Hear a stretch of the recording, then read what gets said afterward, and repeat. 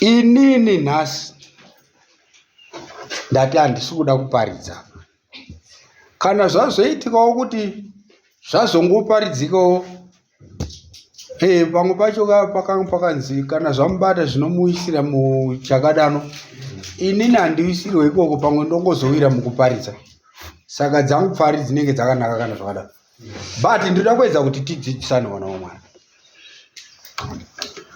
Ndiri kuda kuonesa kazadzisirwe kechiprofita chaEriya akawimbiswa. Haleluya. Kusvikira 2025 uno pano padhuze pano ndipo patakazotobhedhenurirwa nedenga, but tanga tinazvo kuti man, pane zviri kuitika pano. Chiprofita chaEriya, dzidziso yanga iriko inoti first Eriya, second Eriya na third Eriya. Ichocho ndingati dzidziso yakadaro haisi bakure nechokwadi, asi hachisiri icho chokwadi chese. Muri kupabata zvakanaka. Ndinoda kuti ndizviise pachena nenzira yakadai. Eriya wokutanga ndiye chaiye muTishibi. Haleluya. Eriya muTishibite wakanga ari murume akararama kumashure uko munguva yaana Ahabhu. Ari munhu akanga asina kuwana. Pari kujeka. Ndiye anobudira kuti first Elijah, kana vanhu vakuzodzidzisa dzidziso iyoyi ya first, second, third, yandati asi haisi kureba nechokwadi, but hachisiri icho chokwadi chese.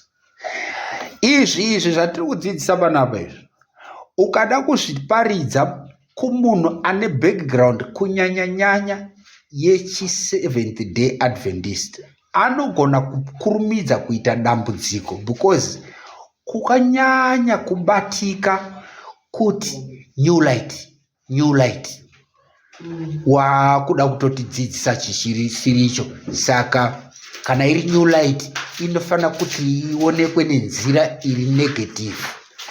Dzidziso iyoyo hakusi kuda kwaMwari bakuti inonzi new light kuri kuti pane new light igoonekwa neziso risiriro, because chiprofita onacho chine zvitsva zvinongoramba zvichiwakira pahwaro hwekare ihwohwo.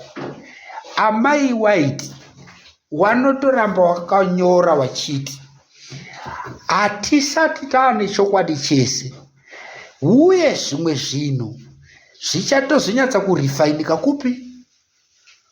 Kumapeto, kubudikidza nestudy vana vaMwari. Saka kana ukange uri somuenzaniso ari kuteerera zvinhu izvi wobva wanzwa tichitaura kuti that's not entirely correct, wakutoita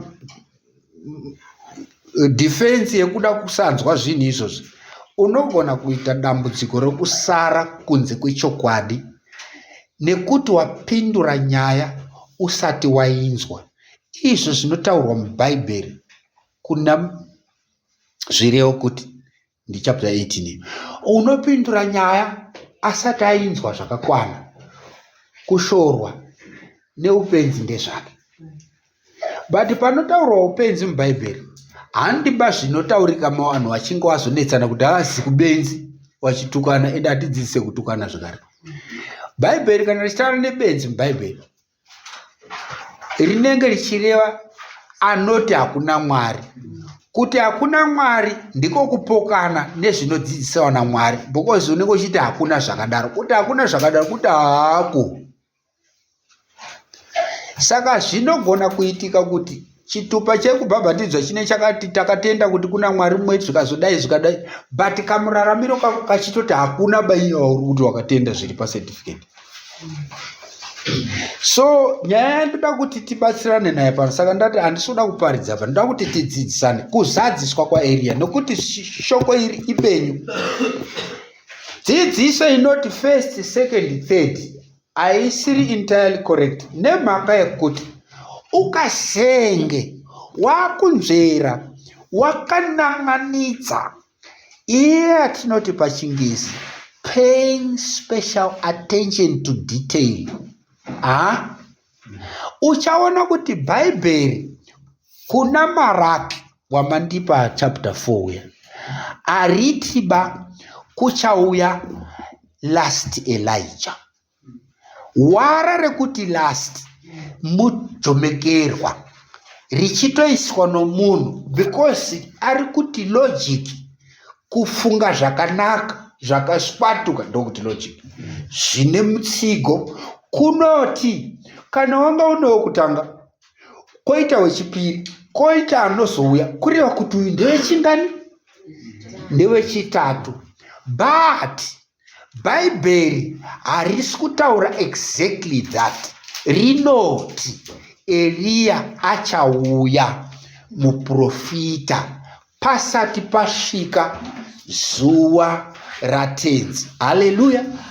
Rinoti ndikaiti paite, dai ndanga ndiri kunyora ipapo ndaipaisa in bold, kupaita mazwara akasvibisa haye, nechizulu anobva wati agqamile, akanyatsa kuoneka kuti pakanzi ndichatumira ani muprofita chi, tarirai ndichakutumirai muprofita Eria zuva iro guru raJehovha rinotyisa risati rasvika. Please understand zvinhu izvi. Hapana kunzi ndichakutumirai the third Eria, kana kuti wechitatu nechishona, kana kuti wokupedzesera. Mawara iwayo anoti third kana kuti last mujomekerwa. Kana takuerenga bhaibheri tichiritora tisina chatiri kuwedzera kana kubvisa, zvinova ndizvo zvakataurwa kunzi musazowedzera kana kubvisa pariri, even uchitoti zvine logic izvozvo. Zvasiyana nekuita inonzi parenthesis kana uchinyora, yekuti unoisa mumabrackets kuti izvi ndezvangu izvi. But vhesi iri kuti kwanzi naMwari ndichakutumirai Eria muprofita zuva rangu risati rasvika. Haleluya. Chiprofita ichocho chinopokana nedzidziso inoti third Elijah, because pakanzi ndichakutumirai Eria. Amen church. Sei tiri kudaro?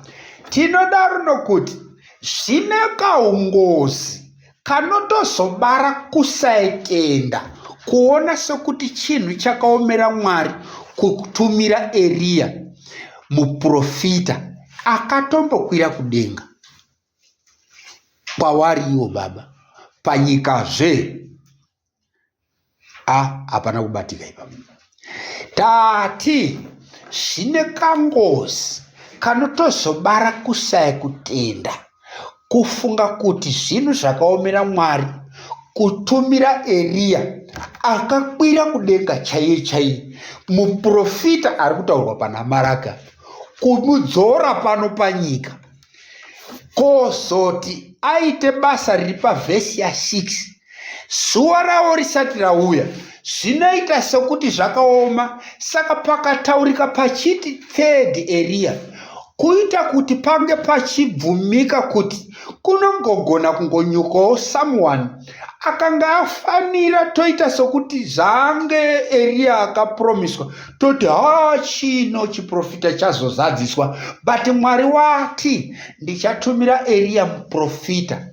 Kana chiri chirungu, the prophet, not a. Kuti the ndiko kuti iye wacho ambointroducedwa kushure huko, wakare hazvisi zvinhu ba zviri beyond possibility kuna Mwari kudzosa Eria wacho chai nekuti pakadzi ndichakutumira muprofita Eria zuva iro risati rauya neimwe nzira wana waMwari.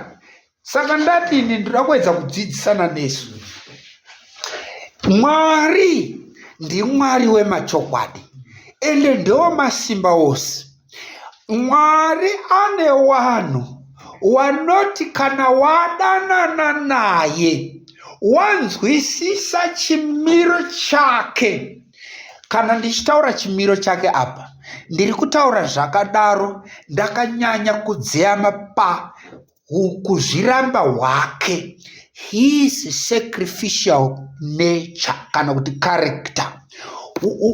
Kuzviramba kwaMwari kokusvika pakuzviramba zvokuenda murufu pamusana peasiko, asiko ari inini. Pari kunzwika here? Tikange tanzwisisa that character iyoyo haugone kuinanabura, kuipatsanura, kuikwatanura, kuiisa payo yega pachinhu chiri kutsvagwa naMwari chaari kuti ndo chikuru pane zvese. Ukachiona chinhu ichochi chinowanikira kuna John chapter 15. Ndisati ndaverenga vhesi yacho, ndoda kuti ndimbopa tsikei. Inotaura kuti hakuna chinhu chikuru chinopfuura ichocho, kuti chinyi? Kuti hama inopa upenyu hwayo pamusana peumwe. Pari kunzwika zvakanaka? Pabatei ipapa. A brother lays down his life for another. Pari kujeka. Kristu ndiye anotaura mashoko achiti hakuna chihombe kupfuura izvozvo. Asingati tarisai zvandakaita kuita, hapana panopfuura inini. Because ukaidzidzisa uchidaro unenge wakuita unge waane undini. Muri kupaona? But anozvipa kuwana wekutenda nenzira yakapfawa, oti hakuna chinopfuura. Ndivhesi ya 13. Rega ndiite kuverenga. Hakuna munhu uno rudo rukuru kuno urwu. Pari kunzwika? Kuti munhu arasire upenyu hwake, arasire hama dzake upenyu hwake. Pari kunzwika? Pari kujeka? Kurasira upenyu hwako, hama dzako, to sacrifice pamusana peworudzi rwako. Hallelujah. Hakuna barudo runopfuura ipapa. But ukazvitaura nhasi unoyu uchiona raramiro panyika, unoti but dai kuri kuti kupuwa milioni, aminoti nenge milioni Cypriot pounds kana kuti US, kana vanhu vanonyanya kudawo US. Onzi munofungidzwa kuti pane chinhu chinozopfuura ipapo kuti munhu akupa mita. Kristu ari kuti izvozvo zviri pasi pokurasira upenyu hwako, hama yako, to sacrifice kusvika pokufa pamusana poumwe. Muri kupanzwa zvakanaka? Ndo zvaakaita, ende zvedi hapana ane rudo runopfuura irworwo. Pari kujeka? Saka kudzidziso dzedenga, nzwisiso inoti kana zvazverudo hazvina paunonzi rwapfuura chipimo chekunge munhu arasira hama yake upenyu hwake. Hallelujah. That standard ndipo panonzi panhongonya yerudo. Amen church. Kristu anozvitaura izvi aine shungu because ndo pattern, ndo muenzaniso waapa kusiya denga nounaku hwaro kuuya pasi pamusana pehama dzake. Isusu takange tisingawaniki uku dai asina kudaro. Haleluya. Saka zvinhu izvi tenzi ari kudzidzisa, but haasi kudzidzisa wadzidzi wari apa chete. Amen church. Iteaching yeyunivhesi yese, handizokuti neshona ndingapati kudipa, mukuzara kwedenga nekupamhama kwaro kungange kuine unfallen worlds, kureva kusati kwakambowiwa muchiwi. Haleluya. Teaching iriko ndeinoti, but hakuna rudo, chero makagara musinganetsani nokuti hakuna kumbova kwakaita chiwi kunoko, but chinonzi rudo hazvisi zvamuri izvi musina kuwira muchiwi. Chinonzi rudo runoti rwepamusorosoro ndiko kuti hama irasire upenyu hwayo pamusana pehama. Haleluya. Where unfallen worlds ndiri kungoda kuedza kuimajinawo zvangu. Kana wachipindira zvakadaro kuti hatisati takambozoona Kristu obva atambanudza maoko kudai, nekuti bhaibheri rinoti nazvino anongova nemawanga iwayo ayo anozobvunzwa kuna Zekaria chapter 13 vhesi ndeya 8 ndizvo vhesi ndeya 6 kuti ko izvi wazviwana kupiko mukuru?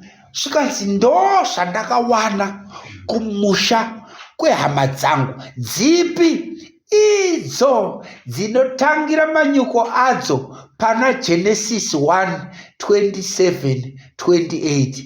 Zvikanzi nomufananidzo wake akawaita murume nomukadzi, nomufananidzo wake tenzi akawasika. Haleluya.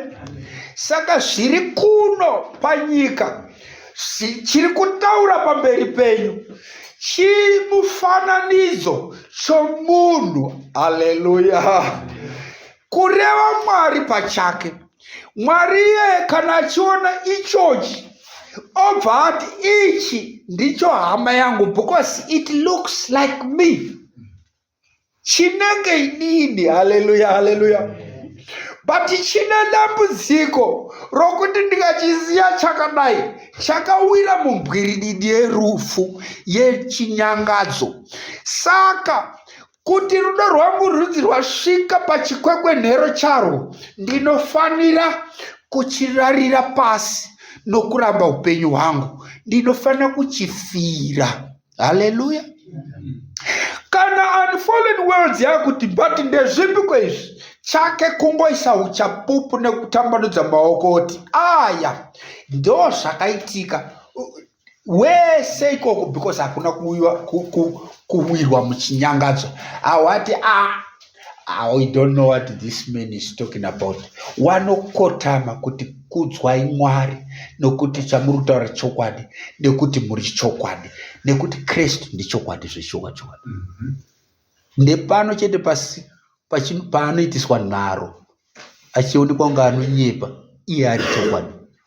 Ishura kuyunivhesi kuti wanoita kuzviita sei kupokana nemukuru akadai.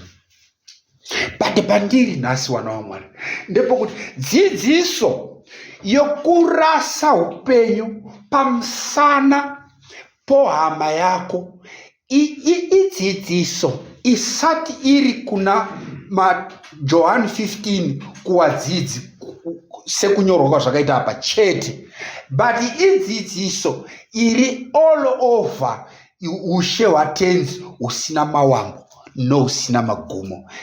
That is the principle mukingdom yaMwari. Ndo zvinosunda ushe hwaMwari kuti hugare nokusingaperi, because idzidziso iri kwese. Haleluya. Kana tikawerenga zvinyorwa zvaMai White nokuuya kwokutanga kwaJesu Kristu, ndekekutanga here? No. Ndegai ndichiite nenzira yekuti kuitira kuti tisazobata first second and coming, kuita sekuti ndauda kuti tichamba coming yoyo, but ndoda kuti pakuuya kwaishe Jesu Kristu kuti azotifira, of which ndoye first coming zvayo, but ndoda kubata pandoda kutsimbirira ndepokuti zvainge zviri nyore kuna Baba kuti tenzi agouya kozofira munhu, because Baba vanonzi wakatombomudziwisa, because waiona zvazvinoreva, waizvinzwisisa nokuzviziva. Asi murandakadzi anonyora achiti watumwa nokunzwisisa ukoshwa hwenyaya yacho. Pane wakamboti tadii taenda, kwaenda zvako inini. Kristu akati iwewe uri chisikwawo zvekare, haugone kodi kofira vanhu avo.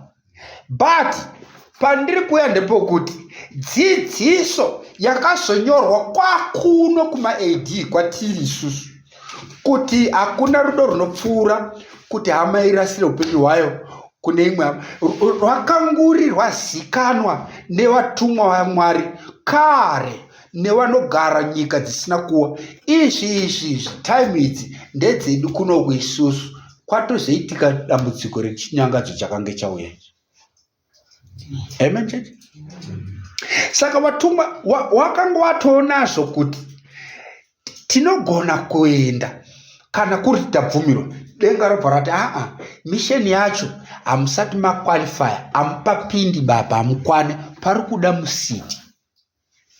Muri kubabata zvakanaka. But pandiri kuda kutsimbidzira ndepokuti zvakatenga asi zvanzwisisika, zvagamushirika kuti but chinonzi rudo ndiko kuramba upenyu pamusana poumwe. Ndipo panobudira zita rokuti Philadelphia,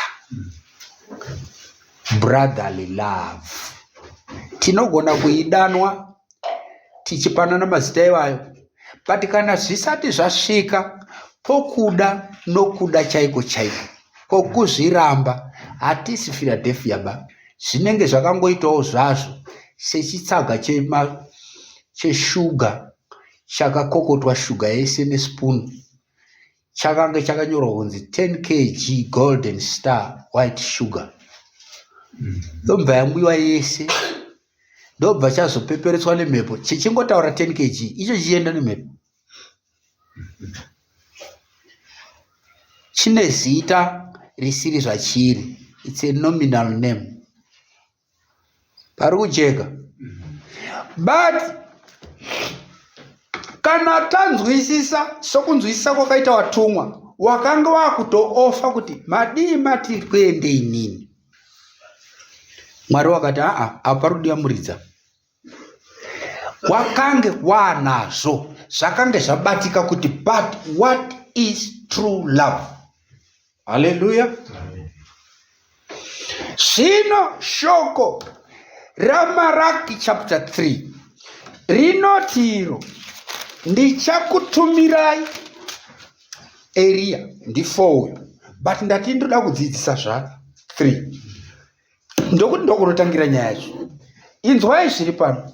Inoti tarira, ndinotuma nhume yangu, iye uchandigadzirira nzira yangu pamberi pangu. Muri kubata zvakanaka?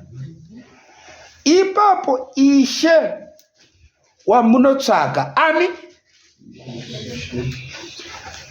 uchasvika pakarepo patemberi yake, iye mutumwa wesungano wamunoshuwa, tarirai unouya, ndizvo zvinotaura Jehovha wehondo.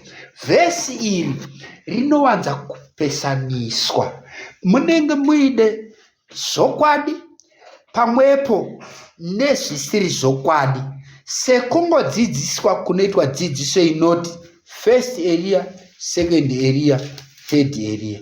First Elia kubva kwanzi muTishibi, ende zveshuwa muTishibi. Second Elia, ipapo pane chokwadi ipapo.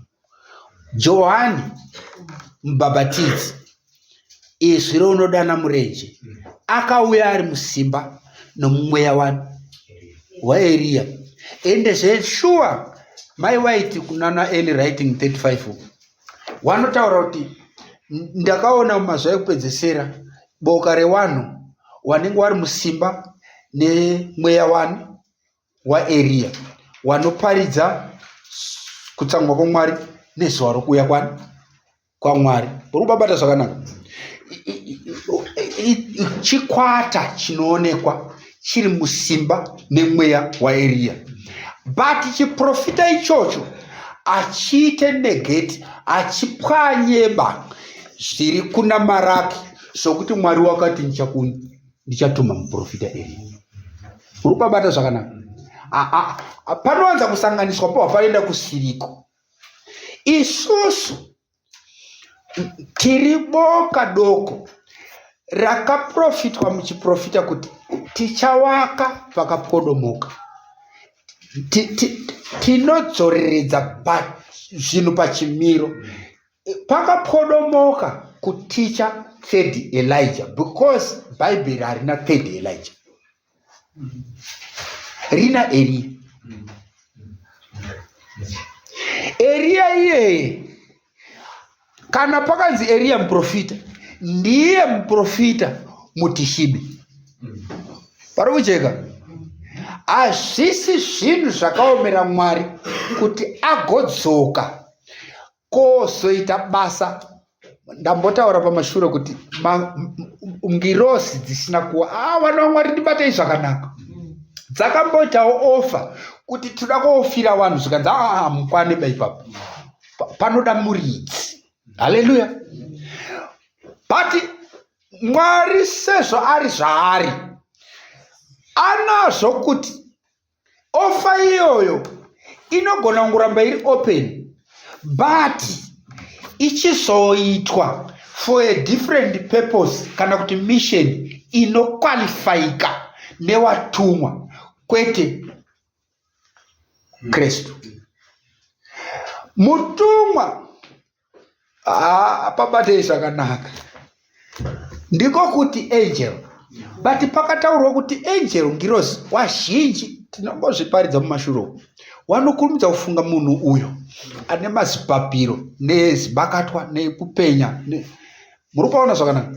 Ndezvepapicture zviyazvi ifirimu riyari chokwadi Bhaibheri, chokwadi chepabhaibheri. Regai ndikuonesa ichi chisingaonekwi nekujairira nekukasira. Panapa pana Maraki 3 panzi ndichakutumirai munhume yangu messenger nechirungu. Messenger ndiko kuti ngirozi. Muri kubata zvakanaka. But panewo zvekare imwe messenger, imwe ngirozi iri kubudira pasame verse yechingani yechipiri, asi vanhu havazvione. Saka zvinowanza kuzokumbanidzwa zvoitwa chinhu chimwe chete. Pakuchiita chimwe chete ndo pakupotsa zviri kufanira kunge zvichionekwa apa. Pakupotsa ipo paipa ndo panoitisa bembera rese kukembi yemuvengi, because inoiziva kuti target miss.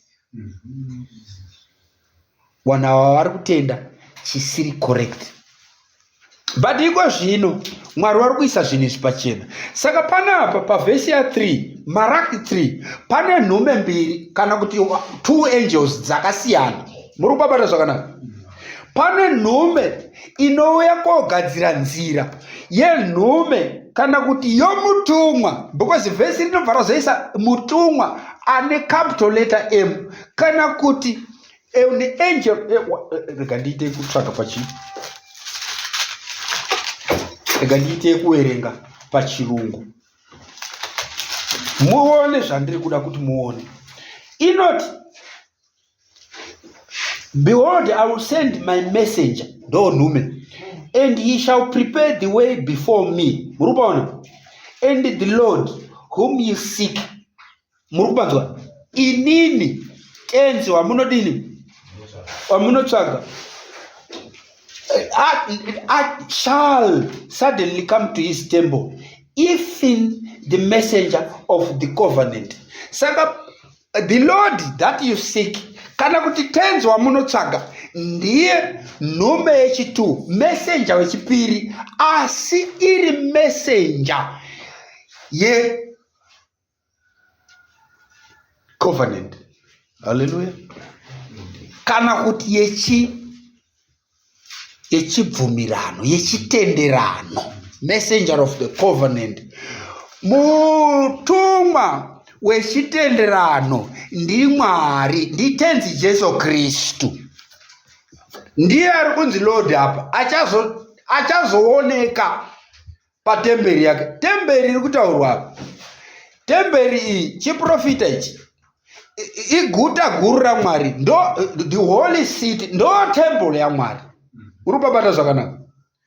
But pano apa kuti zvipatsanurike zvakanaka, tine mutumwa anotumwa pamberi pemutumwa wechitenderano. Saka you have two messengers in one verse.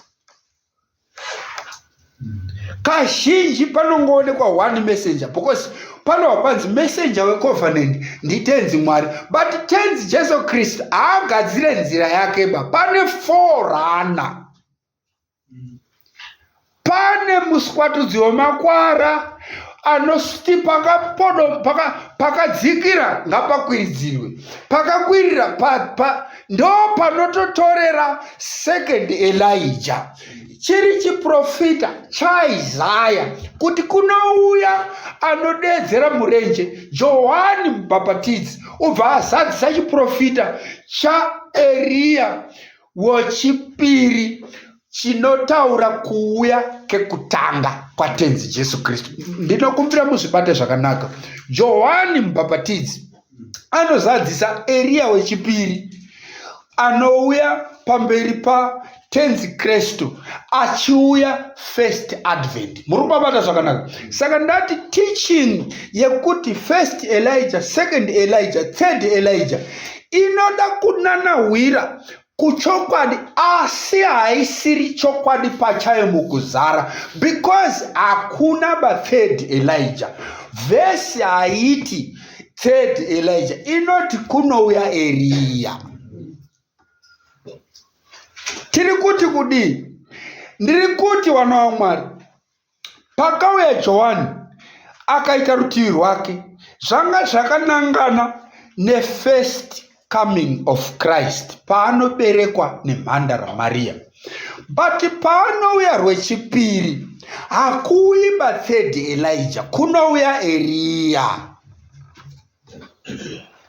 Ndizvo zviri pavhesi, ndizvo Mwari ari kuedza kunyengeredzana nepfungwa nemifungo yedu kuti dzidziso inoti third Elijah takatomboidzidzisawo kumashure uko, nekuti takanga tisati tabhedhenurirwa kuti hazvisiri izvoba.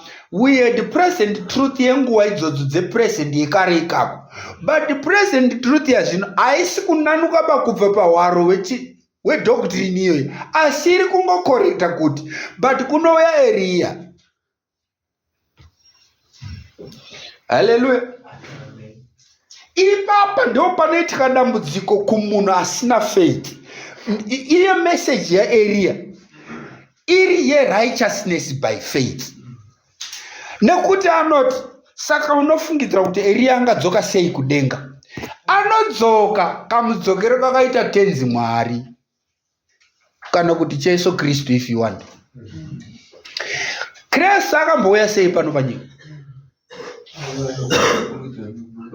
Akatoita kuberekwa, but musi wakanzi makorokoto kwaitwa mwanakomana kwa Josefu, vanhu vaitongoonawo ebhebhi, sikanzi kari kuyamwawo here zvigunu zvinoita wamwana. But kaika kachitaurwa ipo paye kwaiva kuzadziswa kwechiprofita kwokuuya kwamambo, akazvarwe pakakapfeka crown negamenzi reushe. Iye anobereka chinhu chakadaro mungasara uripo. Kunobarwa mwana kotonzi chemedzai waro but ari kuchema apa ndimambo.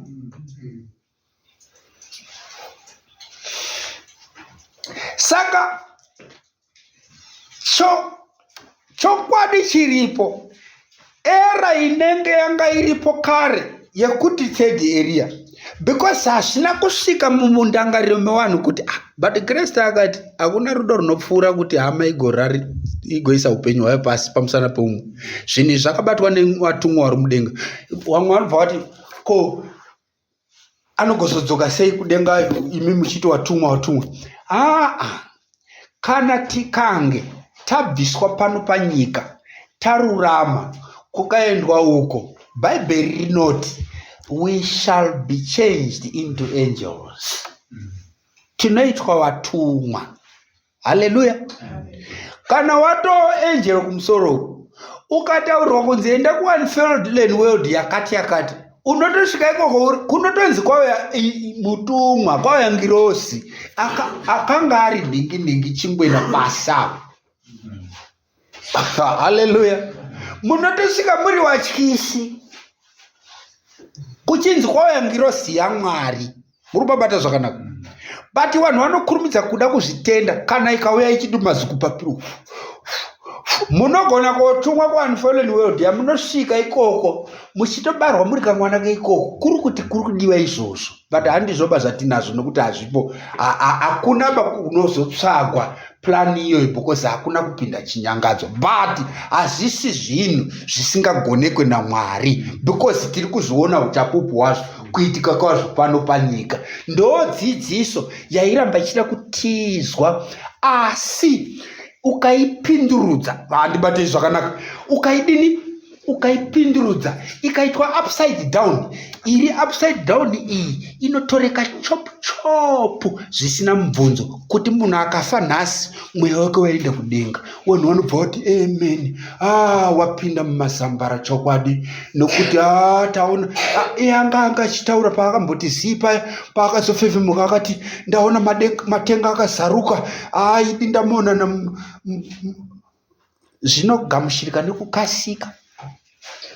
Nhasi ndiya 2026 pane murume akashaya marumwe zuraya waiwa mukuru kuzve-wrestling. Okay. Muri kubata zvakanaka. Akashaya mukuru uyu. Tinomboti tichizviona zvimupikicha zvacho. Wakomana mapikicha akazadzwa pamasocial media.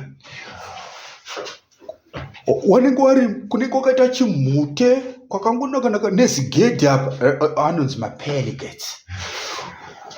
Uku kune cheseri uku kwakabudikira ainzi Andre the Giant. Papabuda anana Ultimate Warrior. Wanhu we-wrestling wakafa kare. Sikanzi wakupi?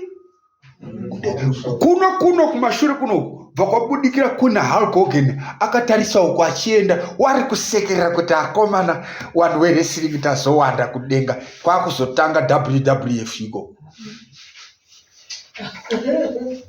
Musarasike bapandiri. Ndiri kuti idzidziso imwe chete iyo neyandiri kukuonesai nhasi but yakasandurudzwa yakaita upside down kudai. Izvozvo zvinogamushirika zvakanyanya kuvanhu kuti kana afa aenda kudenga harisi problem. But ukaipindurudza kudai kuti mutumwa waMwari kana kuti munhu akanga ari waMwari panyika panapa akarurama kusvika zvokutorwa nengoro dzomoto asina kufa, nokuti ndokaendera kakaita Eria, anogona kuti tenzi ndazviona kunoku kwakanakisa, ndiri kuda kuti ndiratidzewo zvakaita mambo imimi Jesu Kristu nekuisa upenyu hwangu pasi pamusana pehama dzangu. Zviya zvamakati kune chiprofita chekuti kuchadzokera Eria, madii mandibvumira ndidzokere inini wacho womene. Makati Eria ndiripo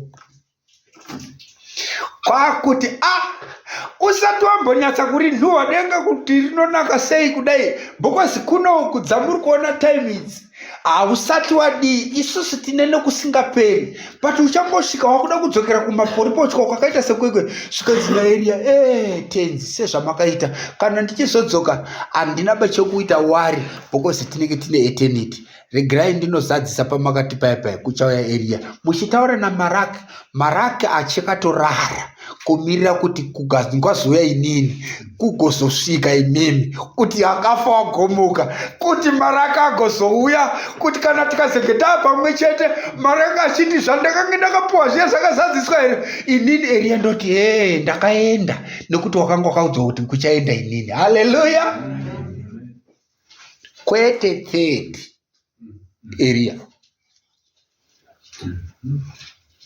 Muri kupaona kuti panogona kukucharenja mufungo ipapa, but panotorwa nekutenda, righteousness by faith.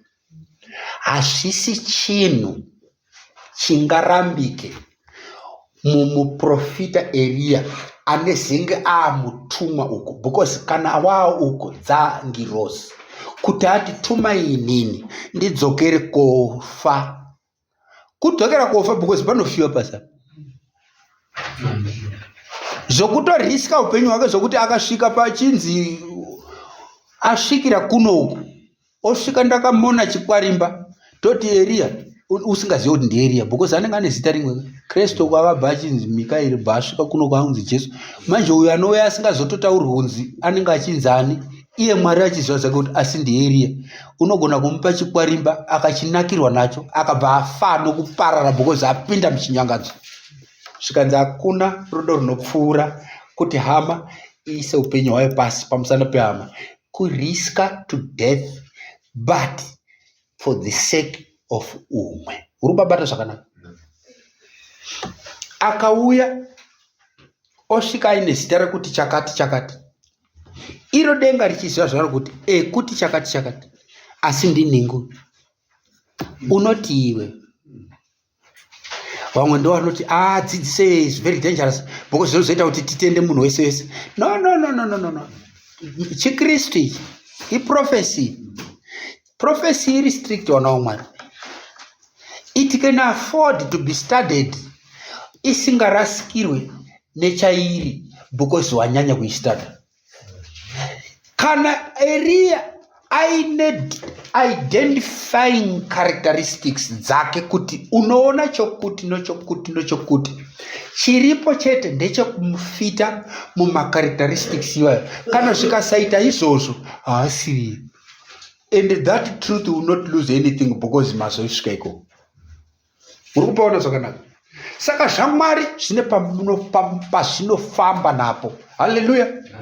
So ndiri kuda kuedza kuti ndiri kuona nguva dzedu mamhanyira dziri kuita, ndionesane nehama dzangu kereke kuti chiprofita chiri panapa ndechechokwadi, ndechaMwari, uye chiri kuzadziswa. Ende chichizadziswa kune vanazvo vanotonyatsa kuzvibhedhenurirwa kuti izviwani izvi zvakataurwa natenzi. Kana Eria achiuya, Eria ane pattern yaanofanira kuteera because pane akambopafamba. Kunyangwe achizova forerunner yeanouya, forerunner ndiyo forerunner yaEria. Ndaita kunge ndataura zvinopesana naye. Tati Eria ari kungonotsika chete pakambotsikwa neari kunotsikira pamberi because haasiri ari pamberi. Haleluya. Asi ari pamberi paari kuuya kumashure. Ari kuuya kumashure akambopafamba. Zvakaita uJohani. Amen church. Ndibvumirei nemutsa waMwari timboipetera ipapa. Asi kana Mwari wachitichengeta tichazoidhonza. Muone zviripo wana waMwari, because verse 1 yaMaraki 3 ine mutumwa anouya pamberi pomutumwa wechitenderano, the messenger of the covenant. Muchaona kuti kuwana Eria wechokwadi unofana kuona zvine chekuita necovenant nomuridzi wayo muna Eria, because mazwi iwayo akaasosietwa pamwe chete kuitira kuti pagokwanisa kuita nyore kumudomora kana achizenga auya. Tinodaro nekusavhunduka kana kutya, nokuti zvedi Eria akauya, Eria akaedza kuita basa rokuti hana dzavo, mwoyo yavo itarise kumadzibaba, madzibaba achitarisa kuna ivo, asi wakaramba. Saka kunouya chituko pamusana pokuti hazvina kubudirira zvakatumwa Eriya, nekuti akauya ari chinyararire kuzoita basa raakanga akanzi anouya kunoita, asi vanhu vakaramba.